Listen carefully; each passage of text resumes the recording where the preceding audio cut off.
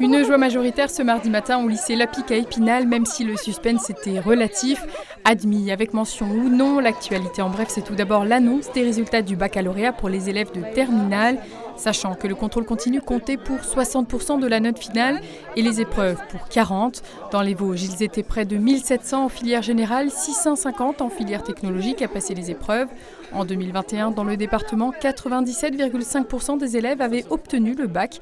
Pour connaître le chiffre 2022, il faudra attendre la fin des épreuves de rattrapage prévues du 6 au 8 juillet. Parce que le bois est une matière première précieuse, mais que sa filière, exploitation et transformation reste très perfectible, l'interprofession Fibois Grand Est récompensait ce lundi la construction bois innovante dans la grande région. Et il faut croire que notre département est bon élève en la matière. Sur les 33 dossiers candidats, 6 chantiers vosgiens ont été primés et 3 se sont particulièrement distingués. Les cellules commerciales d'Ellois, la maison de santé de Liffol-le-Grand et enfin le 5e étage du siège spinalien du bailleur social Vogelis. Si ce prix régional récompense évidemment la technicité de la construction et l'utilisation de matériaux locaux, l'impact environnemental et énergétique du projet pèse aussi.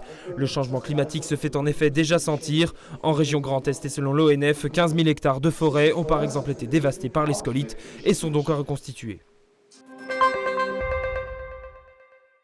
Son nom est moins connu du grand public que Carman, Niki de Saint-Phal ou encore Yves Klein. Autour notamment d'une de ces affiches lacérées qui ont lancé l'artiste dans les années 50, le MUDAC d'Épinal, le musée départemental d'art ancien et contemporain, a rendu hommage dimanche à Jacques Villeglé, décédé le 6 juin dernier à l'âge de 96 ans. On le voit ici en 2018 devant le mur à proximité de la plomberie. Le MUDAC possède une autre de ses œuvres, le mémorial sociopolitique. Jacques Villeglé est une figure des nouveaux réalistes, peintre, sculpteur et plasticien. Il a inventé un alphabet sociopolitique à découvrir sur cette sculpture dans le jardin du musée. Alphabet composé notamment de signes porteurs le plus souvent de sens totalitaire ou autoritaire.